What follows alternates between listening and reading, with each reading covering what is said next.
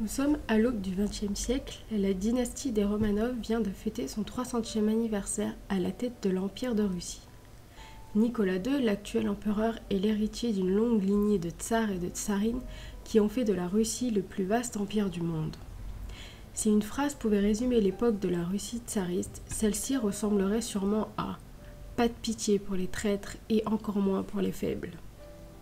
Et en effet, près de la moitié des tsars qui se sont succédés à la tête de la Sainte Russie ont été assassinés, le plus souvent par faiblesse et par manque d'autorité. Une petite rétrospective de l'histoire de la Russie impériale s'impose afin de mieux comprendre l'histoire des derniers Romanov.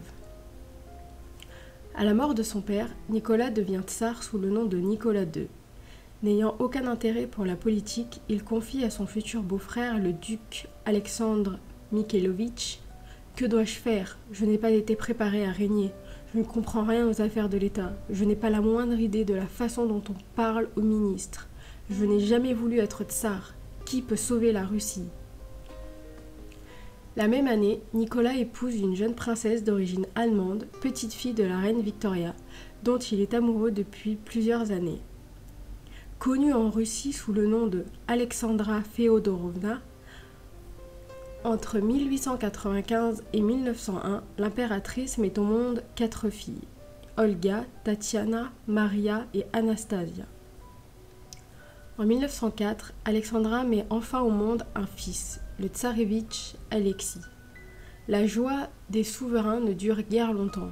Peu de temps après sa naissance, les médecins détectent à Alexis une maladie incurable, l'hémophilie, la maladie des rois, qui empêche le sang de coaguler correctement.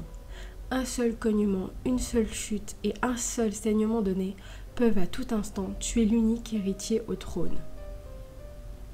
Pour sauver la vie de son fils, Alexandra se tourne vers un homme de Dieu qui, semble-t-il, est le seul capable d'arrêter les hémorragies du petit prince. Il s'agit de Grigori Raspoutine, un moujik venu de Sibérie. Sa vie de débauché ternit à jamais l'image des Romanov. Nicolas II doit également faire face à un autre problème. Tandis que les troubles révolutionnaires gagnent en intensité, le tsar n'arrive plus à imposer son autorité et peine à s'engager sur le chemin des réformes. C'est dans le contexte de la Première Guerre mondiale que l'opposition social-démocrate dominée par les bolcheviks jure la perte de la monarchie.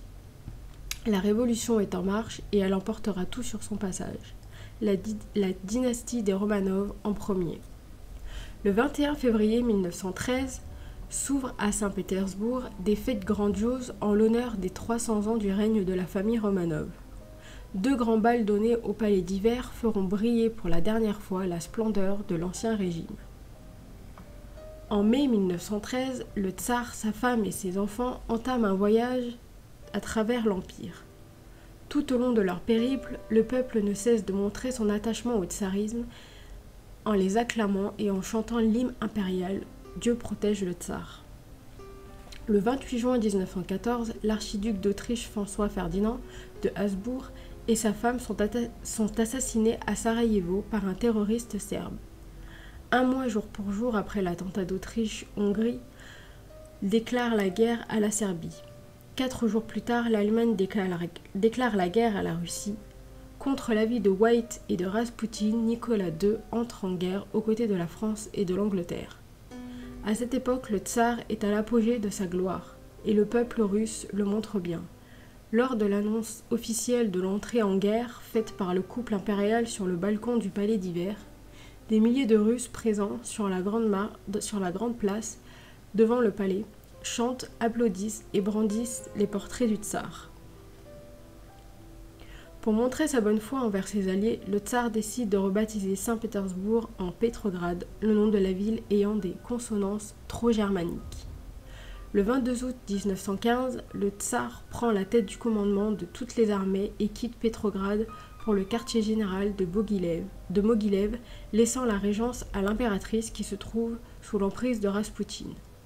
Haï par le peuple ainsi que par les proches de la famille impériale, Raspoutine est assassiné le 30 décembre 1916 par le prince Félix Yusupov. D'origine allemande, Alexandra n'est guère plus appréciée. Aussi les proches du tsar essaient de convaincre Nicolas d'exiler sa femme dans un couvent. Le tsarévitch et les grandes duchesses sont cloués au lit par la maladie, notamment Maria qui, en plus de la rougeole, a attrapé la rougeole.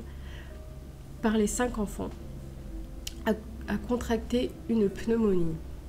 Malgré la situation, Nicolas reste confiant quant à son avenir. Il projette déjà sa future vie d'exil avec sa famille en Angleterre ou en France. A l'inverse, Alexandra se résigne à un destin plus tragique, en repensant à la terrible prophétie de Raspoutine qui est en train de se réaliser et dont l'issue lui paraît à présent inévitable. Je sens ma mort approcher. Si un membre de votre famille est impliqué dans mon assassinat, toi et toute ta famille seront massacrés par le peuple russe. Après un déluge terrible passera sur la Russie et elle tombera entre les mains du diable. Parole de Raspoutine.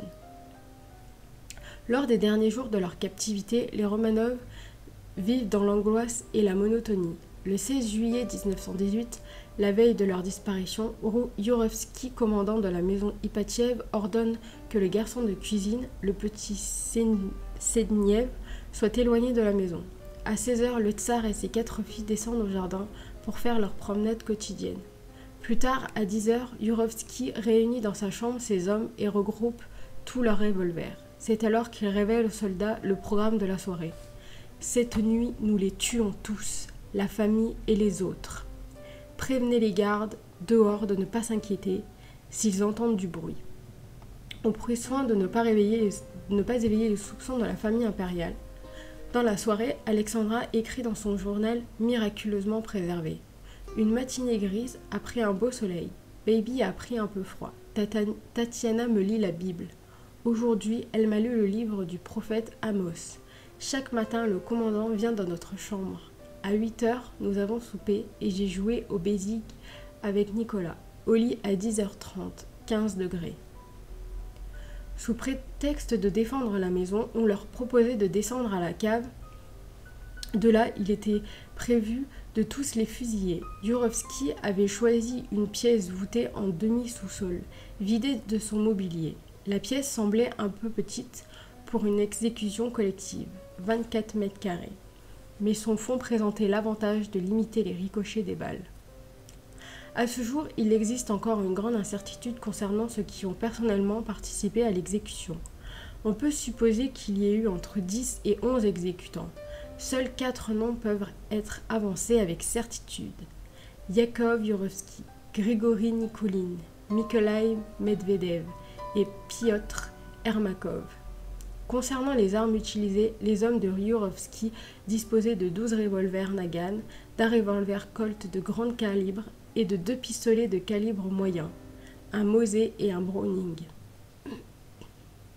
Entre 1h et 2h du matin, un camion Fiat arrive à la maison Ipatiev. Il doit transporter les corps des victimes après le massacre. On laisse son moteur tourner pour couvrir les détonations et les cris des victimes. Yourovski réveille le docteur Pokhtine qui doit se charger de réveiller les autres.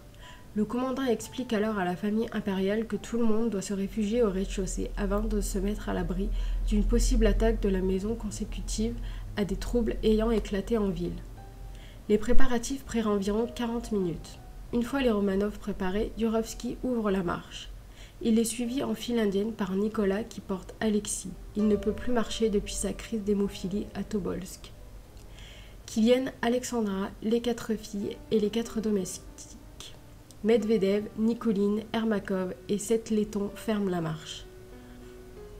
Pavel Medvedev précise que le tsar et l'héritier étaient habillés de vareuses militaires. Il était coiffé de leurs casquettes. L'impératrice et ses filles portaient des robes sans vêtements de dessus. Elles ne portaient pas de chapeau, il n'y avait ni larmes ni sanglots. Cependant, le tchékiste Isaïe Rontsitsky se souvient que les Romanov avaient senti d'instinct que quelque chose n'allait pas. Ils se dirigeaient là-bas vers l'étage inférieur à contre-cœur. Pavel Medvedev raconte qu'on les conduisit dans la pièce d'angle du rez-de-chaussée voisine du débarras sous scellé. Yourovski ordonna d'apporter des chaises. Son conjoint apporta 3 chaises. On donna l'une des chaises à la tsarine, une autre au tsar, à la 3e à l'héritier. La tsarine s'assit près du mur où se trouve la fenêtre, plus près du pilier arrière de l'arche. 3 de ses filles se placèrent derrière elle. L'héritier et le tsar s'assirent d'un côté et de l'autre, presque au milieu de la pièce. Le docteur Boktine se plaça derrière la chaise de l'héritier. La servante se tint près du montant gauche de la porte qui menait au débarras sous scellé. L'une des filles du tsar, la quatrième, se plaça à côté d'elle. Les deux serviteurs se tinrent dans le coin gauche à partir de l'entrée, près du mur mitoyen du débarras. La servante tenant un coussin, les filles du tsar avaient aussi apporté des petits coussins. Les Romanov étant tous rassemblés dans cette pièce du rez-de-chaussée à la maison Ipatiev, Yurovsky pouvait donner le signal de l'exécution. Il dit la phrase suivante au tsar. « Vos parents et vos proches, dans le pays, comme à l'étranger, ont tenté de vous libérer. Le soviet des députés ouvriers a pris la décision de vous fusiller. » Avant de se retourner vers Alexis, le tsar répond « Comment ?» C'est à ce moment que débuta un tir désordonné et des balles commencèrent à voler et ricocher. Les tirs s'intensifièrent. Le tsar s'effondre, criblé de balles, tout comme le docteur Boktine, le laquais et le valet. L'impératrice et Olga tentent de faire le signe de croix, mais tombent très rapidement. Selon Medvedev, l'une des filles s'est séparée du groupe pour s'élancer vers la porte fermée. Elle tombe tout de suite, fauchée par les coups de Ermakov. Une épaisse fumée se forme et les bourreaux ne voient plus leurs victimes. Les comptes rendus du peloton d'exécution concernant la suite de l'exécution donnent des détails macabres sur le massacre. La fumée des tirs dissipés, les geôliers découvrent qu'il y a des survivants. Alexis, encore assis sur sa chaise, est abattu par Yurovsky. Deux des filles sont encore vivantes, Anastasia, Maria ou Tatiana. Les deux noms sont cités dans les rapports. On tira sur les filles, mais cela ne donnait rien. Ermakov se servit de la baïonnette, mais cela fut aussi inutile. Il ne parvenait pas à les transpercer. Elles sont achevées à coups de crosse de fusil dans le visage. Yurovsky, Medvedev et Ermakov inspectent ensuite les victimes afin d'attester leur mort. Tout à coup retentit un cri en provenance de l'angle droit de la pièce. « Dieu merci! Dieu m'a sauvé !» En vacillant, se lève la femme de chambre qui a survécu. Elle s'était protégée par les coussins remplis de bijoux et les balles se sont logées dans leur duvet. Elle est achevée à coups de baïonnette. Les corps ont ensuite été descendus dans le puits à l'aide de cordes. Pour les camoufler, les hommes de Yurovsky y ont lancé des grenades afin que les parois en bois s'effondrent sur les dépouilles. Cependant, en constatant que cette tentative n'aboutissait à aucun résultat probant, ils se contentèrent de jeter dans le puits les vieilles branches et des planches pourries. Malgré tout, à l'époque du drame, aucune preuve réelle ne pouvait affirmer la mort de tous les membres de la famille impériale russe. Aussi, quelques jours après l'assassinat des Romanov, des survivants au massacre commencent à faire leur apparition, et du fait de la disparition des corps, des doutes s'installent sur la survie possible d'une partie de la famille Romanov. Selon la thèse officielle, tous les membres de la famille Romanov ont été massacrés dans la nuit du 16 au 17 juillet 1918 à Ekaterinbourg. Très vite, cette version devient contestée par de nombreux enquêteurs. Si tout le monde s'accorde à dire que le tsar a bel et bien été tué, ce ne serait pas le cas pour sa femme et ses enfants. Dès lors, des thèses plus ou moins crédibles circulent affirmant la survie d'un ou plusieurs membres de la famille Romanov. Parmi toutes ces thèses, un nom revient souvent. Anastasia, la plus jeune des Romanov, aurait-elle survécu au drame? Que sont devenues sa mère et ses sœurs? Dans les jours qui suivent l'assassinat des Romanov, la mort de Nicolas fait la une de tous les journaux. On peut lire notamment: par cet acte de châtiment révolutionnaire, la Russie soviétique a donné un avertissement solennel à tous les ennemis qui rêvent du rétablissement du vieux tsarisme ou même qui osent lui porter atteinte, les armes à la main. L'article précise par ailleurs que la femme et le fils de Nicolas Romanov ont été mis en lieu sûr. Ainsi, la première version des bolcheviks est que seul le tsar aurait été exécuté. Qu'en est-il réellement ? Alors que l'impératrice et ses filles seraient détenues à Perm, l'une d'elles tente de s'évader. Il s'agit d'Anastasia. Elle est rattrapée par les Rouges, battue et sans doute violée. Pavel Ouktine, le médecin chargé de soigner la blessée, témoigne. Moi, docteur Ouktine, fus appelé d'urgence le soir vers 5-6 heures pour une aide médicale. Entrant dans le local, je vis sur le divan, à demi consciente, à part, une jeune fille bien en chair, les cheveux ras. Auprès d'elle se trouvaient quelques individus. Parmi tous ces hommes, il y avait aussi une femme de 22-24 ans environ, modérément nourrie, blonde. À ma demande, tous les hommes s'éloignèrent. La femme resta, expliquant que la femme ne pouvait gêner. Moi, médecin, je sentis très bien qu'elle jouait un rôle de mouchard. À la question « Qui êtes-vous ?», la malade leva la tête et dit tout doucement « Je suis la fille du souverain, Anastasia ». Puis elle perdit connaissance. Pour le docteur Ouktine, cette jeune fille ne pouvait être qu'Anastasia.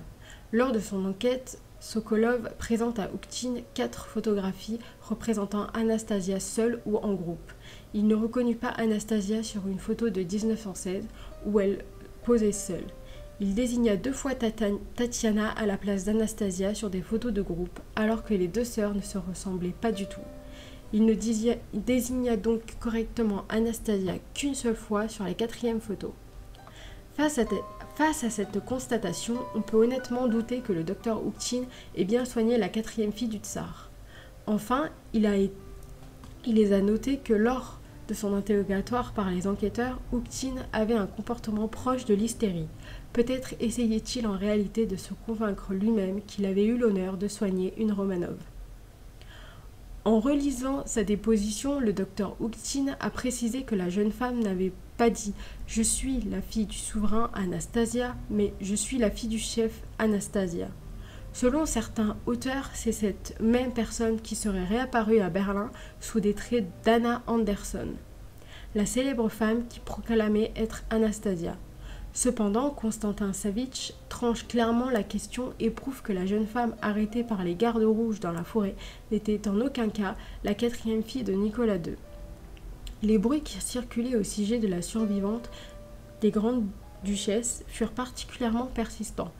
Il faut certainement chercher leur origine en Russie. C'est de là qu'ils pénètrent en Europe. La grande duchesse Hélène Petrovna a raconté personnellement à la princesse Orlov Davidov que pendant son incarcération à Perm, le chef de la prison lui avait amené une jeune fille dont le nom véritable était Anastasia Romanov, pour qu'elle constatât si c'était bien la grande duchesse Anastasia, car on disait qu'elle avait pu prendre la fuite.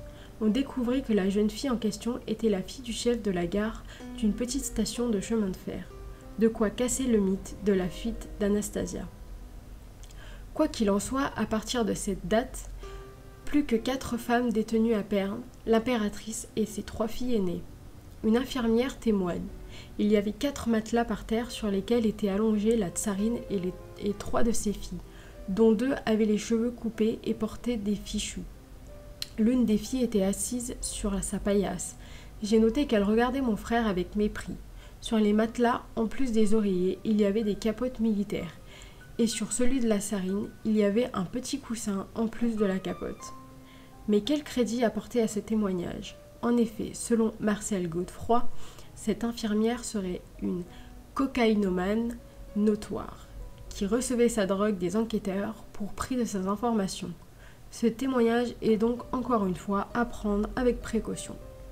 La piste de Perm s'arrête ici. Il faudra attendre les révélations d'un certain Alexis Durazzo, prince d'Anjou, avant de savoir ce que sont devenues les survivantes.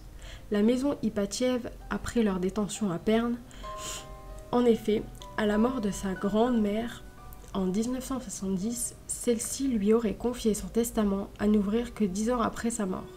À son ouverture, on apprendra qu'elle prétendait être en réalité la grande-duchesse Maria Nikolaïevna, la 3e fille du tsar Nicolas II. Suite à l'exécution de Nicolas II et d'Alexis, l'impératrice et ses filles auraient été transférées à Perm et incarcérées dans la maison Berziny. Au mois de septembre, les prisonnières sont séparées, tandis que Maria et Anastasia sont toujours détenues dans la maison Berziny. Alexandra, Olga et Tatiana sont internées dans un couvent des environs de Perm. À la mi-septembre, Anastasia s'enfuit et Maria se retrouve donc seule dans la maison Berziny. Sur les ordres de Bieloborodov, la jeune fille est autorisée à rejoindre sa mère et ses 2 sœurs. L'incarcération de l'impératrice et de ses 3 filles aînées à Perm s'achève le 6 octobre 1918. Bieloborodov annonce aux 4 femmes qu'elles sont transférées à Moscou, mais qu'elles doivent se séparer pour faciliter le transport. Après les supplications, Alexandra est autorisée à voyager avec Tatiana. Olga et Maria sont donc contraintes à voyager seules. Avant de se séparer, Maria aurait dit à Olga en anglais « Qu'importe, à présent, plus rien de pire ne peut arriver.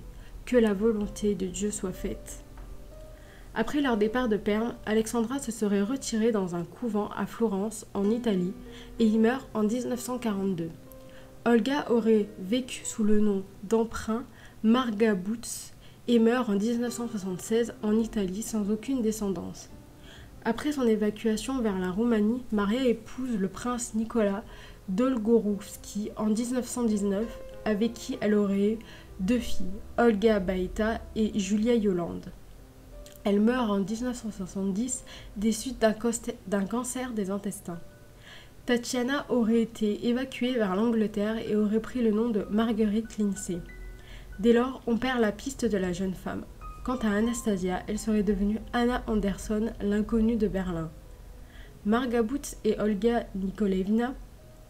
Les mémoires de Marga Butz ont été retrouvées en 2012 dans les archives du Vatican par la journaliste américaine Mary Starvlow et publiées en espagnol sous le titre de « Je suis vivante, les mémoires inédites de la dernière Romanov ». Ces mémoires devraient être traduites prochainement au français. Cécile Kapska et Maria Nikolaevna, la comtesse Kapska, puis Divonzo et la grand-mère d'Alexis Brimeyer, un célèbre mystificateur du XXe siècle, y prétendait que sa grand-mère était en réalité la grande-duchesse Maria. Mais dès lors, quel crédit donner à ces allégations? Anna Anderson et Anastasia Nikolaevna. Anna Anderson est la femme qui a rendu célèbre Anastasia en se proclamant être la 4e fille de Nicolas II. C'est sans doute la prétendante qui a rassemblé le plus de partisans au cours du XXe siècle, alors même que sa ressemblance avec Anastasia n'est pas frappante. En effet, elle ressemblait plus à Tatiana sans toutefois posséder sa beauté. En 1994, des tests ADN ont finalement prouvé qu'Anna Anderson n'était pas Anastasia, ni même un membre de la famille Romanov. Officiellement, pratiquement tous les corps des Romanov ont été retrouvés en 1991. Les restes retrouvés en 2007 et identifiés en 2008 comme étant ceux de Maria et d'Alexis. Est-ce pour autant la fin des plus grands mystères du XXe siècle? Pas si sûr. En effet, des opinions dissidentes se font toujours entendre et clamant que les dépouilles enterrées dans la cathédrale impériale ne seraient en aucun cas celles de Nicolas II et sa famille. Les dépouilles des derniers Romanov ont été inhumées le 17 juillet 1998 dans la cathédrale Pierre et Paul de Saint-Pétersbourg, 80 ans jour pour jour après leur massacre par les bolcheviks. La science a prouvé que Nicolas II et toute sa famille ont bien été assassinés dans les caves de la maison Ipatchev. En l'an 2000, l'Église orthodoxe russe a décidé de canoniser les Romanov, les considérant comme morts martyrs. Finalement, en octobre 2008, la Cour suprême de Russie a réhabilité le tsar et sa famille, estimant la politique répressive bolchevique contre les Romanov comme injustifiée. Le mystère entourant la disparition de la dernière famille impériale de Russie ne s'étendra donc pas de sitôt. Cependant, la science ne pourra sans doute plus nous en apprendre davantage sur les événements de la nuit du drame, à moins d'exhumer et d'analyser les corps des différents prétendants. À présent, cette affaire appartient entièrement aux historiens. Il faut donc garder un esprit critique face à la prolifération récente de différentes thèses concernant la véritable fin des Romanov. Icônes représentant Nicolas II et sa famille en l'an 2000, les Romanov ont été canonisés par l'Église orthodoxe russe et élevés au rang de martyrs.